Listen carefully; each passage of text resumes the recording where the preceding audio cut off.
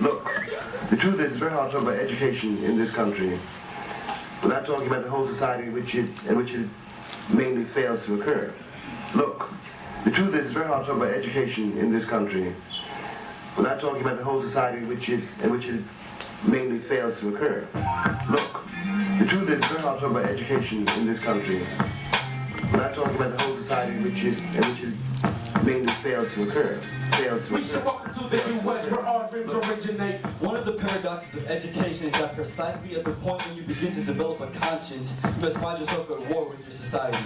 Black and brown kids with the high suspension rate. The whole process of education occurs within a social framework and is designed to perpetuate the aims of society.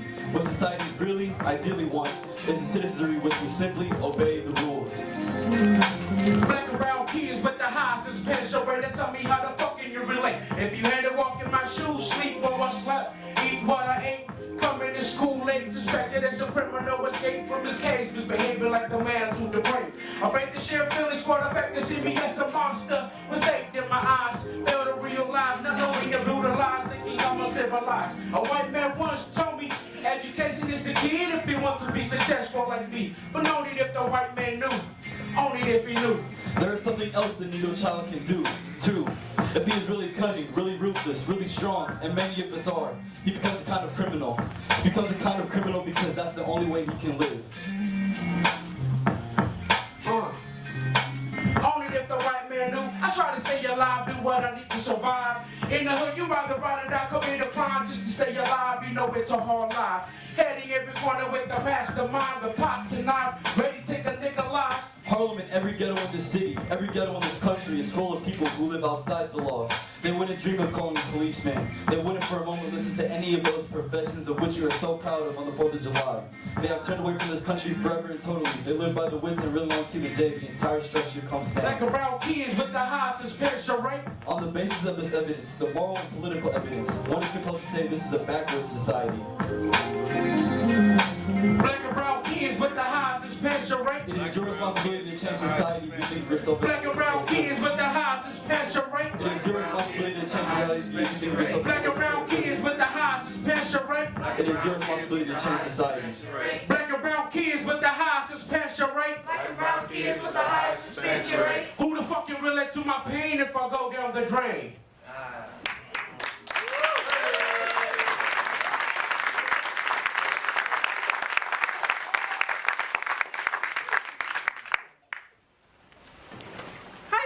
Fun and all, but you still need to do everything your teacher tells you, like don't skip classes and all that.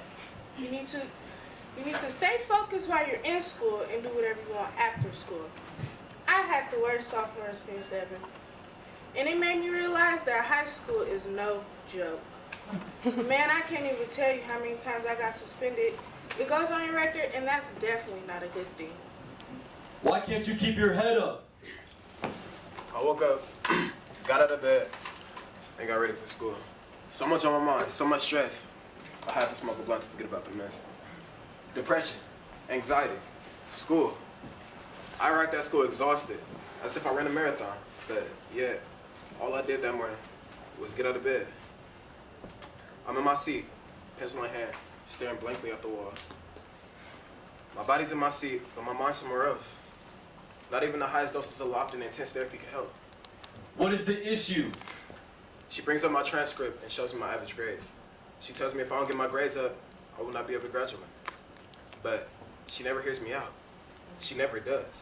She keeps cutting me off, not analyzing my words. I, a young black male, a failure, not being able to live up to anyone's expectations. So behind in work, so behind in life. Dread coming over me as my mind turns to suicidal thoughts. A life that can be saved, but a voice that should be heard. When I was in the 5th grade, I went to school with a girl named Ashley. We hung out at lunch and at the after-school program on Wednesdays. I noticed that Ashley would miss a couple of days out of the week. One day I asked her why she would miss so much, and she said that she was either sick or her parents couldn't take her. I thought it was weird because my mom never let me miss school. I don't have a family. Nobody at school really understood that about me.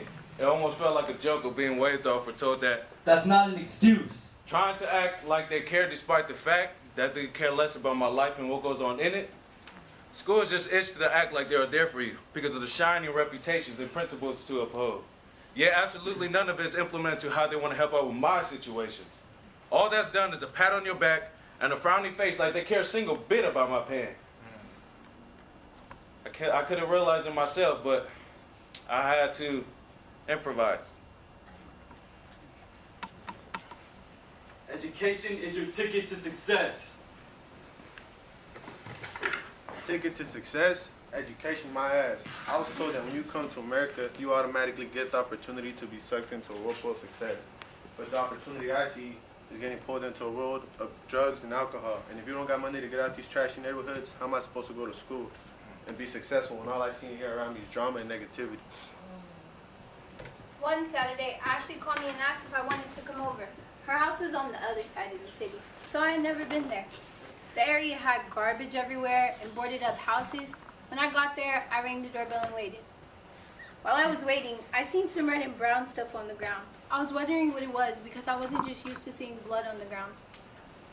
Her mom opened the door and explained how it got there. She said the landlord had fought someone who stayed below them. I stepped over it, kind of scared, and walked in. I noticed that the house was dark and cold. She apologized again and told me why the power was out. It was out because they didn't have enough money to pay for it. After I met her mom, I could tell she was doing drugs. Why are so many people absent?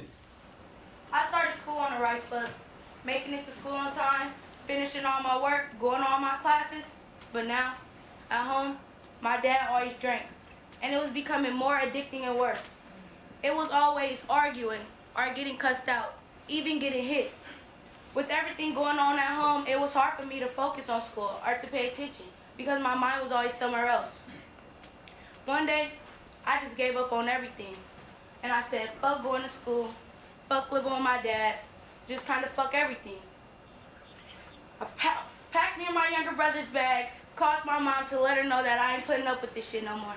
It took about a month for that man to file a missing report on the three of us. I had missed a month of school, extremely behind in all my classes. But now, not only was I behind in school, I was in foster care with my two younger brothers, and I had no interest in going to school or paying attention. Were you raised in a barn? What did your parents teach you? Bruh, my mom was hella heated. You know, she always going up outside. She said I ain't never gonna be shit because I'm always coming home late from party. Yeah, little did she know that was the only party we been at all year. I just be staying away from the house because I can't deal with her on me all the time. Man, I can't say anything ever without her going crazy. Always telling me I'm just like him, my uncle. He's the one she really hates. Just takes it out on me. It affects me to the point where I don't even want to get up for school, man. I just be feeling down and too slumped from those problems to make the effort. I can't do this right now. Things at home have not been going well and it's just been getting to me. It's my parents. They've been arguing a lot lately and it's taking a toll on me. My dad came home really drunk one night and my mom started yelling at him to go back to sleep, but he didn't want to. So she started calling him an alcoholic and a good for nothing drunk. Do you know how hard it is to see people you love to hate each other so much? Damn, bro, that shit was boring. See y'all later, bro. A couple weeks after I went to her house, she stopped going to school. I got worried and asked some teachers at my school, but they told me they couldn't tell me where she was and why she was absent. In the middle of that year, I seen her older sister and stopped and asked her how she was doing and where they went. She said they had to go to a foster home. She said they had to switch their schools because they went to a foster home. In the middle of that year, I only seen her about 3 times, and after that, she stopped going. I don't know where they went, but I still see her mom walking around the mission. The emphasis, in many ways, is on how a girl is presented.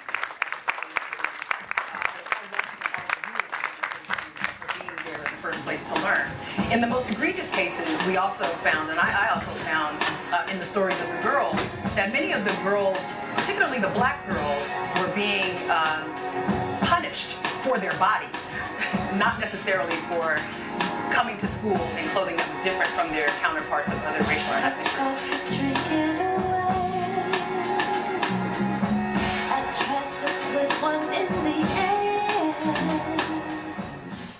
Christina, you have to talk to me.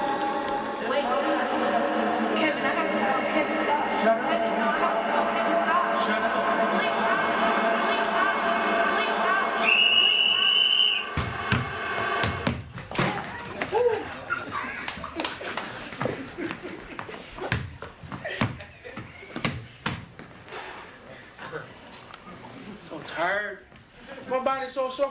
game last night? Yeah, I heard about that. Heard you scored the most out of everyone. Yeah. I do know how to score. I got all the right moves.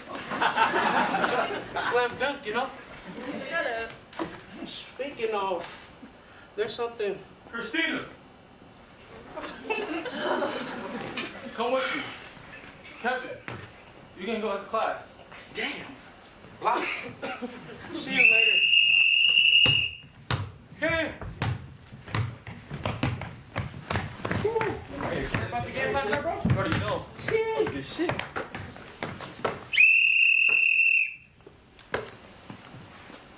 Good class today, everyone. We're going to close out with any exciting news you have to share. I'm competing in the track semifinals this weekend. Nice. I know Kevin has some news to share for you. We won. We're going to the championship.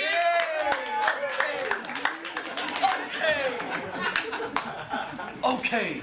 Nice of you to join us today, Christina. Why are you late? Hi, sorry, Miss Townsend. I got called in for dress code. Damn. Even the dress code can't stop Christina from looking fine. Well, it's about time with all those shirts and skirts you wear. You should be worrying about your learning, not your looks. Damn. You never say that to Stephanie. Cool. Okay, thanks for that. Well, class is about finished. Go change and see you all tomorrow.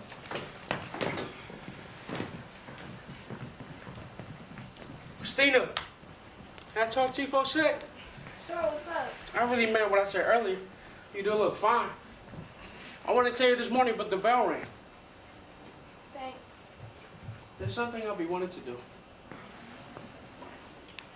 What was that for? Nothing.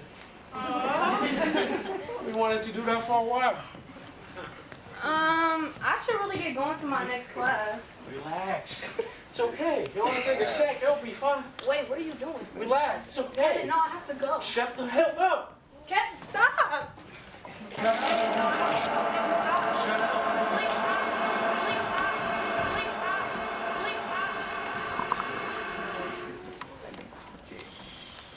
I'm so stupid. It's all my fault. I allowed him to think that I was that type of girl.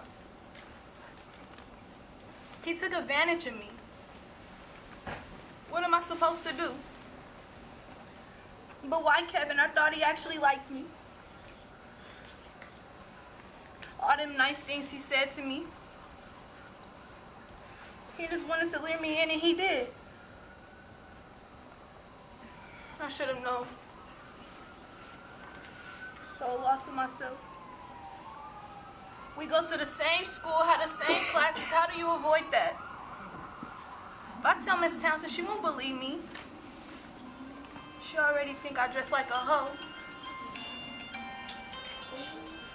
And she thinks Kevin's so special.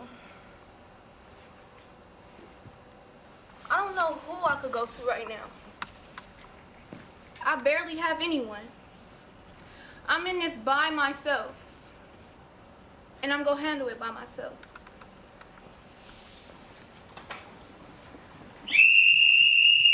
Let's go, let's go. Hustle, hustle, hustle. Hustle, hustle, hustle, hustle.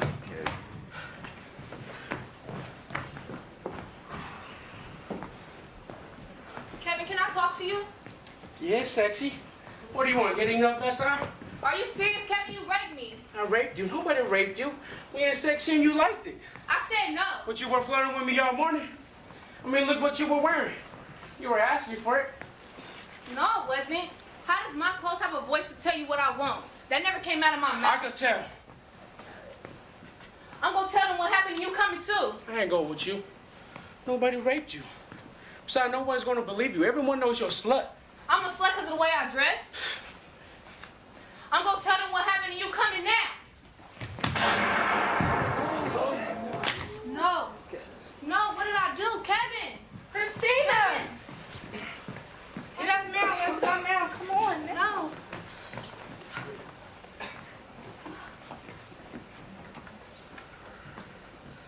How did this happen? What were you thinking?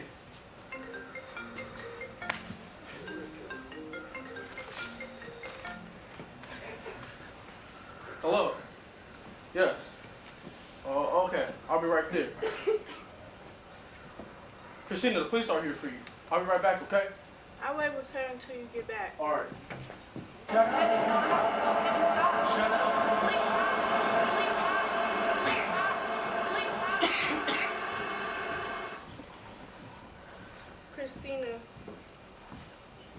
Christina, you have to talk to me. There's no way I can help you if you don't tell me what happened. There's no way we can help you if you don't tell me what happened. You help me? Help me? How can you possibly help me? Someone who I thought actually liked me raped me.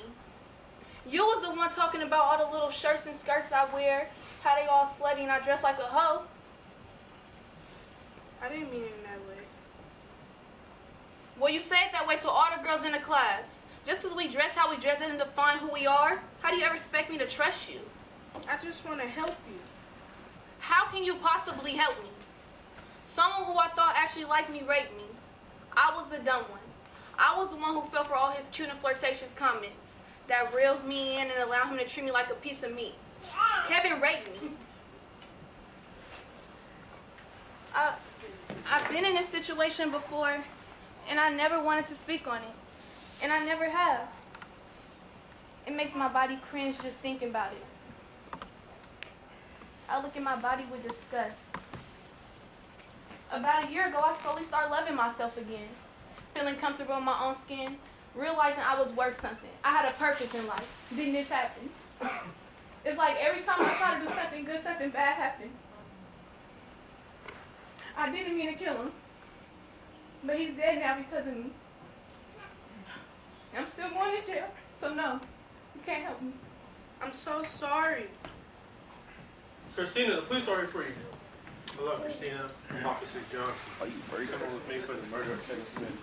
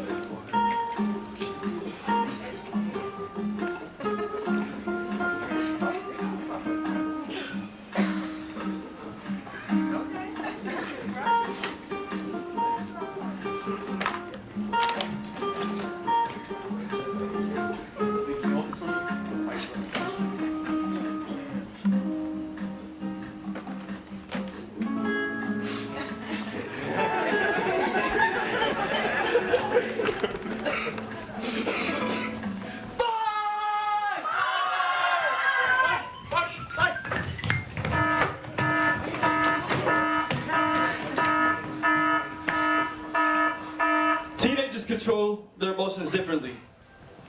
What happens to a teenager's brain when they get angry? Well, the amygdala triggers. Then the prefrontal cortex kicks in to help us analyze the whole situation.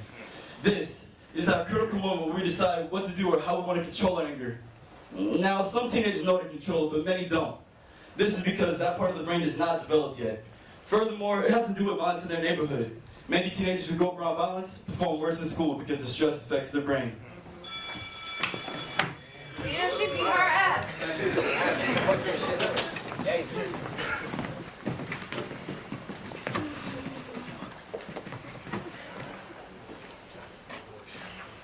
I was trying to do my work, but the class was so loud. Hey, it's lit.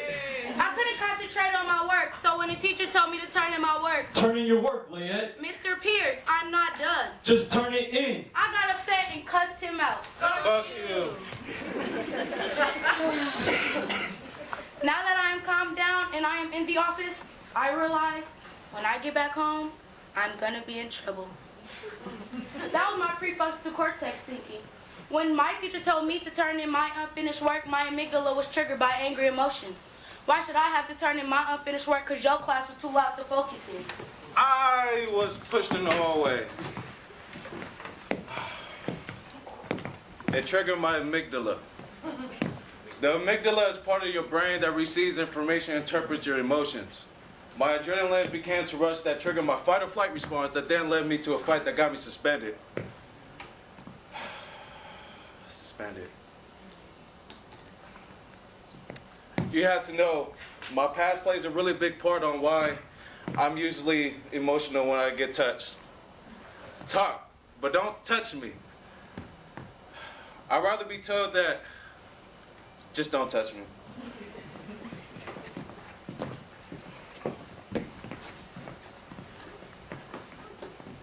Statistics show people who witnessed more violence had higher aggression scores than people who witnessed less violence. Don't lose your fight. Matter of fact, I'ma walk you in school.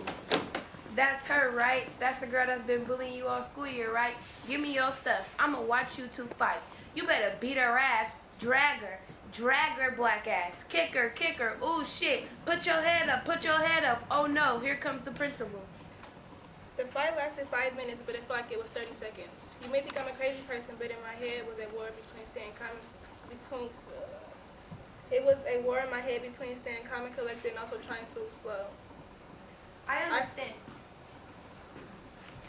that I shouldn't have made my daughter fight, but I was exasperated from the story she would come home to tell me. I even made an effort to call the counselors, but no one called me back. You can't just expect me to sit here while my daughter gets bullied.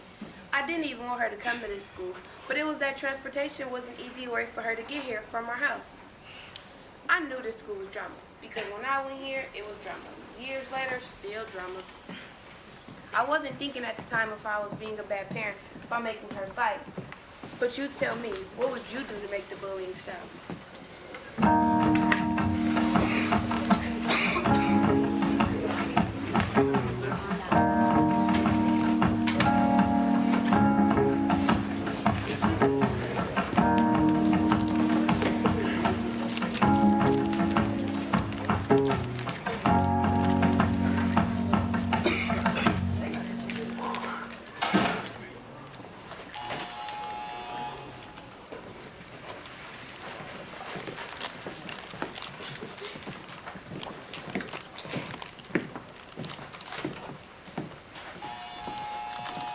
I heard the buzzer. There was no school bell, but a buzzer for a jail door to open. After being processed at Tenderloin Police Station, I got sent to YGC where I spent my last 3 weeks slapping bones, talking shit, getting to know my fellow cellmates. What am I in here for? For pushing the SRO. I pushed him because he slammed me against the wall, so next thing I knew, I was in the back of the police car getting sent to juvie. What am I in here for? What did I do? To be honest, it's none of your business. I was arrested in front of Church Street and Market, right in front of the Safeway, for petty theft. Today, as I laid down a Big Ten on the domino table, Rick and I talked about how we hated being at school. I thought if we get locked up, we wouldn't have to go to school anymore. Man, there ain't no females in here. Don't even try to act sick, because they'll straight drag you out yourself. We finished our game and laid on our bunks thinking about life. I passed out thinking about how life would have been if I got that car legally with a paycheck and a job. Next day, I was sitting in the detention center, zoning out, while the teacher was screaming at one of my homies about something. There's always something. If you talk back, they'd send you to isolation. If they call you talking back or being uncooperative, they make you go a day or two without food. The teachers seemed like they didn't care about the kids at all. I felt like the only reason they were there was to collect a paycheck, or maybe because they couldn't make it out of the schools. They would just hand out work, sit at their desk on the computer, not even offering any help or guidance. I had seen teachers in regular school get distracted sometimes, but this felt different. It felt like the teachers hated us even though they had never even met us before. What's the point of being in school with nobody, not even the instructors, cared about it? I felt like school was the worst part of being locked up.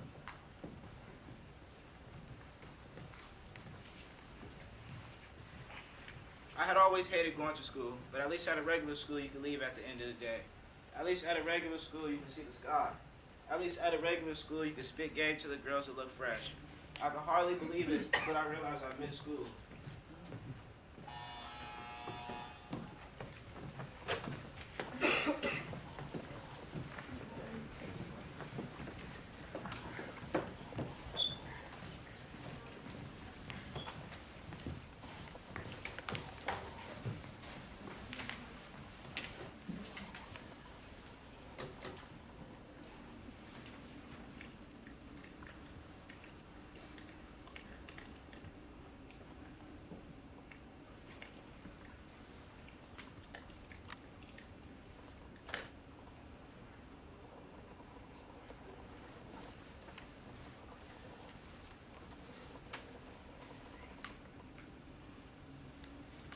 contents of this play take place often at high school. Take place at Telto High School on the 21st of September, pieced together by stories that students told about this event. Events like this take place often at high schools, and people are always wondering why. Is it the teachers? Is it the students? Is it society? Is it the cell phones? I'll leave that for you to decide. But I get ahead of myself. First, the cast. Vic is tall, black, lengthy, and often messes with what he's not supposed to, in a provocative way. Will is short, black, and often seems shy around Vic. Mr. Jameson, a teacher, a middle-aged white dude, acts like a stereotypical movie style coach, right down to the visor and trendy fanny pack.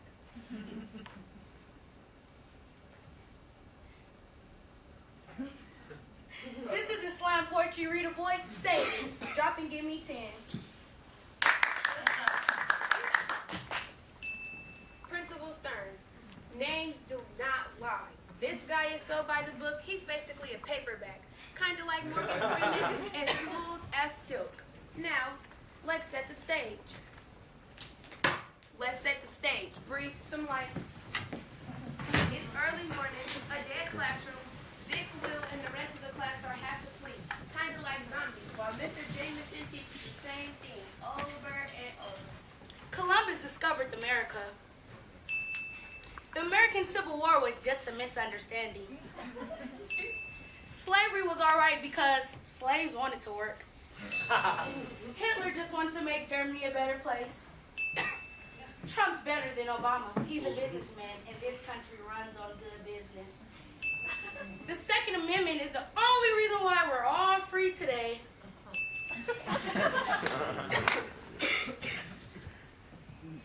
Non-history shit, you know? I miss anything? Anything important? No. You can go back to sleep. I'll let you know. Will turns bright red. Oh shit, it looked like he may have a crush on Vic. Thanks, but I got something else in mind. Vic sits on his desk and clears his throat. Oh shit, it's about to go down. What's this shit good for? Why are we learning about the same thing over and over most of our time in school?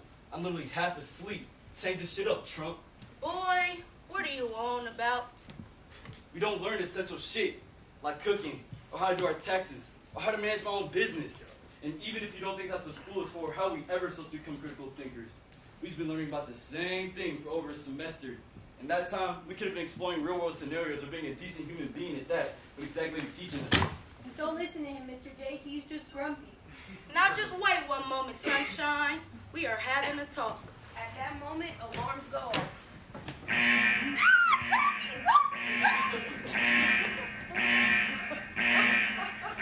A shooter or something. Commonplace around a school like Telto High. The students go into lockdown mode, locking their doors, turning off the lights, closing their blinds. But Mr. Jameson and Vic, they hold their ground, a standoff.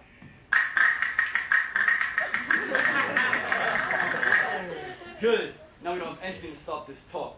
Seems to be that way.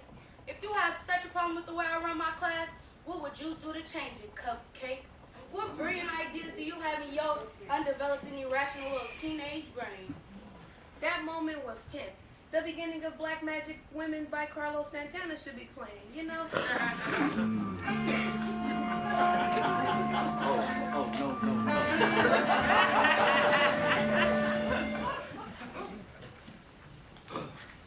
Easy.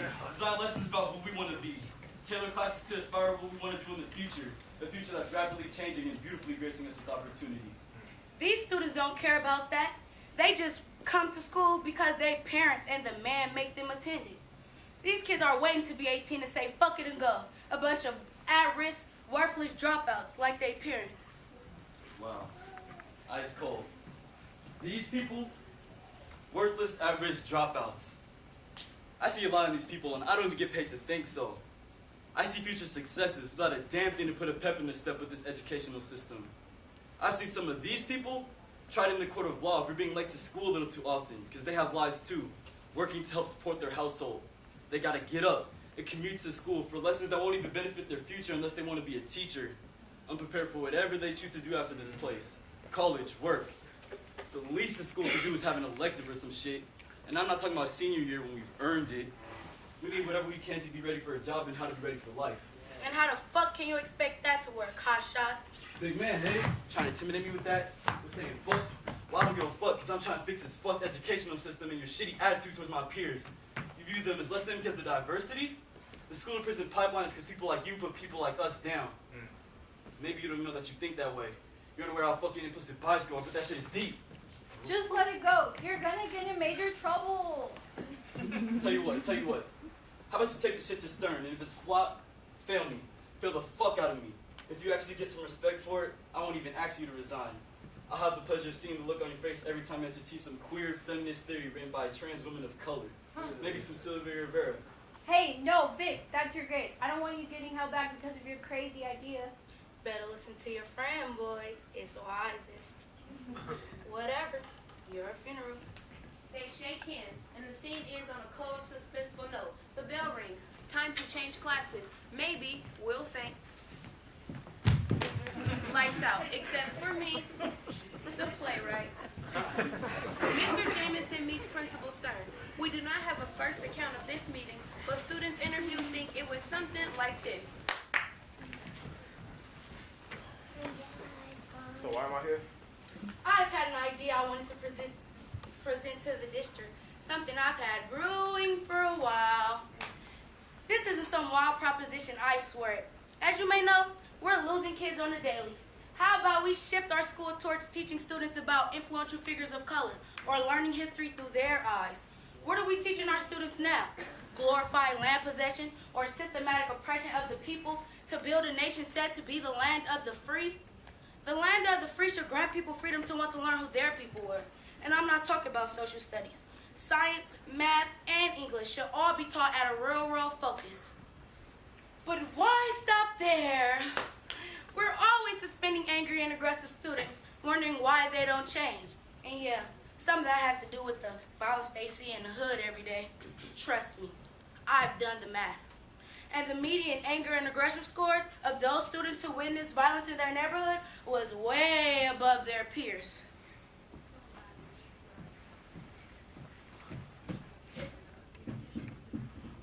Furthermore, adverse experiences like violence shape these kids' brains deep. These kids have trigger-happy amygdalas, twitching to go off at something as little as someone looking at them wrong in the hallway. But suspensions don't work.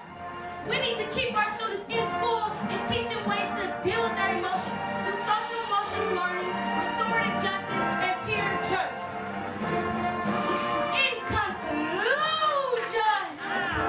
we cannot simply reform education. We need to transform the educational system altogether. I'm talking revolution, baby. We need teachers who know how to design specialized lessons for their students' wants and needs.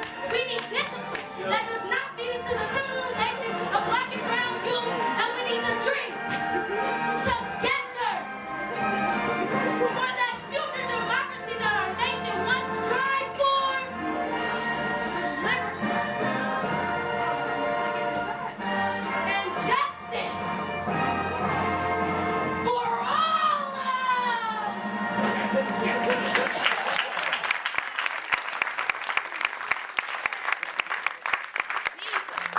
This dude was borderline racist to his students and think he can sell this as his idea? Man, fuck this. Handle this guy. Why am I? You really struck gold here, Jason. Where'd you get such an idea? genius, right? I made it all up myself. Damn right it's genius. What's he doing here? Oh shit, plot twist. There you go, Vic. Turns out the idea was good enough for him to take for himself. He went into this speech on how the land of the free should grant freedom to those wanting to learn who their people were. Yeah. Me and old sir had a chat about it this morning. I want to see if it'd be a good enough idea if we would take it as your own. Clearly you can't let some criminal like him come up here and call these kind of shots.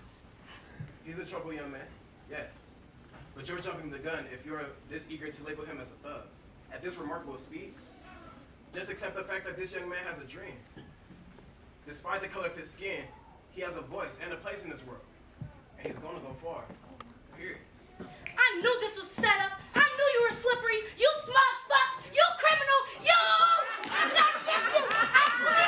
So you can see, if you're having a problem at your school, it's not about dropping out, but putting up a fight. School should be a place for social justice. But let's fast forward to the year after. School made a dramatic change, yo.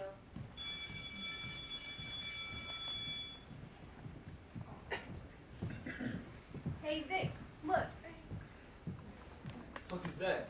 Ours isn't what they used to be. Too many years of looking at teachers' bullshit. It's a new LGBTQ class plan. With all the work you've done, people could feel themselves without being afraid. Oh, okay. I see what's up. Why haven't you told me? Because, well, I was afraid you wouldn't accept me. And You are who you are. Don't let that stop you from letting people know you love the skin that you're in. well, I like you.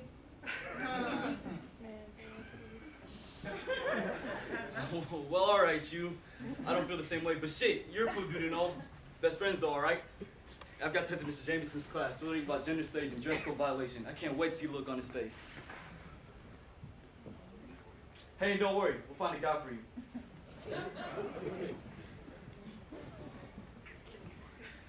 Fuck.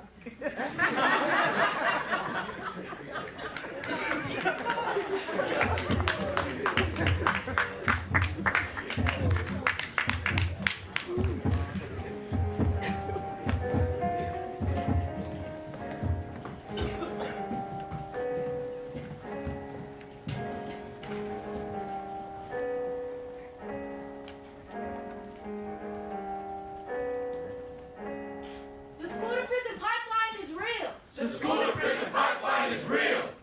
Schools has increasingly relied on suspensions as a way to change students' behavior. It's like a habit. Out-of-school suspensions often exacerbate behavioral issues among suspended students who then tend to be suspended more in subsequent years. It's like a habit. A suspended or expelled student is nearly 3 times as likely as a situated peer to have contact with the justice system in the following year. It's like a habit. At least one out-of-school suspension in 9th grade doubles a student's risk of dropping out before graduation. It's like a habit. The school to prison pipeline is real. The school to prison pipeline is real. Black girls are more likely to get suspended for minor infractions like dress code violation, cell phone use, or even loitering. It's like a habit. One out of 6 black students get suspended at least once in their lifetime. It's like a habit. 8% of Native Americans and 7% of Latinos were at least once suspended from the school year of 2009-2010. It's like a habit. African American kids are 3 times more as likely to get suspended than white kids. It's like a habit. The school to prison pipeline is real. The school to prison pipeline is real. School discipline policies enforce anger and aggressions because they kick their kids out instead of talking to them about their behavior. It's like a habit. Schools don't teach what kids ways to do with anger. What they do teach you sometimes doesn't work. It's like a habit. So keep kids in school rather than kicking them out. Kicking them out only gives them more time away from a healthier environment and education. It's like a habit. The school to prison pipeline is real. The school to prison pipeline is real. But if you know the statistics, then why not change them? Why sit around when you could be the one to change them? It's like a habit. You have to get rid of your old one to find a new one. Say you have a path to getting home. You take this path every day, but you find problems along your path. So you'll eventually have to find a new path that you'll take to get home. Your old path will eventually fade out of your memory. But we need more. We need more schools with adaptive behaviors to channel kids' anger and aggression. Find a new path. Restorative justice. Find a new path. Be patient with your students. Find a new path. See the source of the problem. Find a new path. Find a new path. Find a new path.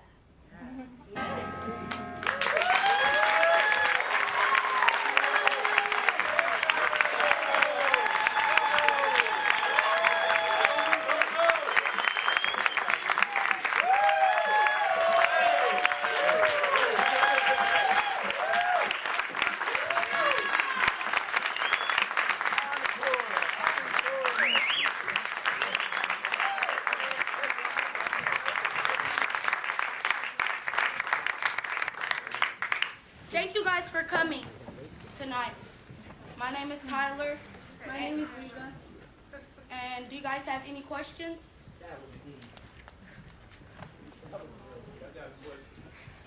Yes, Shanti. Hey, how you doing tonight? What gave you that concept to put on this play? You guys put on this play. We go to a school where our school is basically like we're in different projects, and we have themes each semester. And our theme was how school system push out black, colored kids into the juvenile system. And that was how we got our concept and how we moved.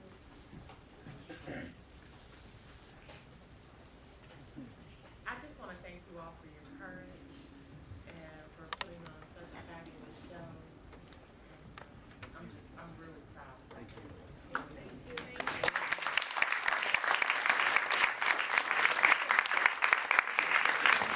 I just wanted to know, how did it make all of you guys feel?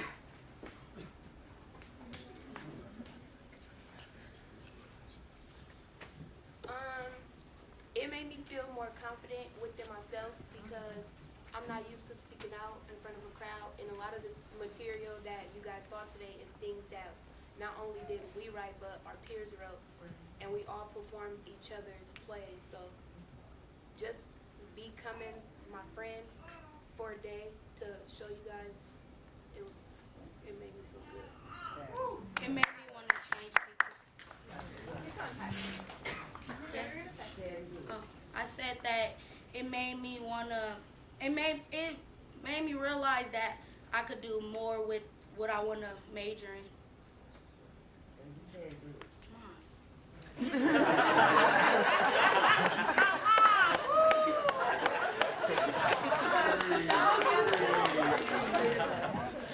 Any more questions? I have another question.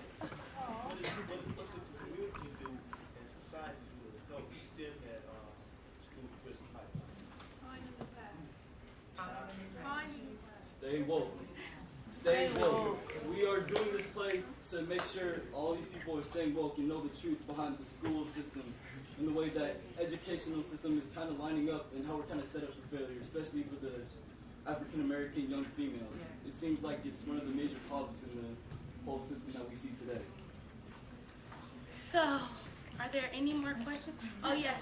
Yes, you have a question? What did you read this semester, or what plays did you go see that had this theme? None of the plays that we actually went to see had these themes. They were so boring, and that's why we had to write. That's why we have to write an interesting play. But we were reading a book. We didn't see this play, but we read it, and we analyzed it. It was called Black Butterflies.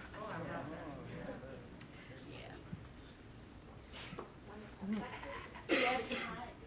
For the playwrights, I know you each wrote a lot this semester, right? So it's beautiful writing. That's our playwright right there. So I wanted to say, for the playwrights, the longer plays especially, I wonder what kind of research did you do? Like, what did you base your plays on? I did my play based off Centonia Brown. I was the raping one, So I just read her story and what she went through. And then also it had to be about school, so I just basically put her story in school. We are going to recognize our second playwright, Tony Stevenson. All right, Tony!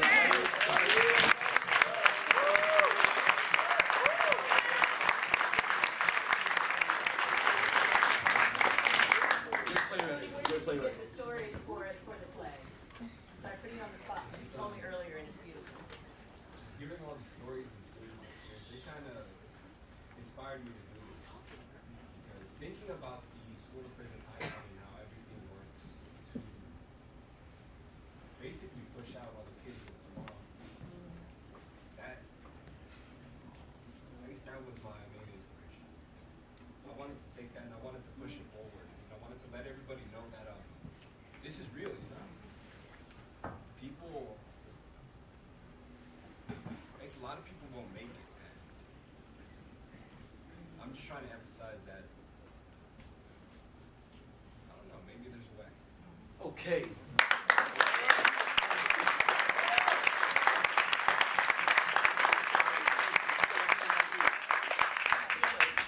When are you guys gonna take this on the road? Coverdale, Duval, she's up Duval. I don't think they're gonna take us on the road, and I don't want to go on the road with them. I love y'all, but y'all is hard. This was a good play, but working with them is hard as hell.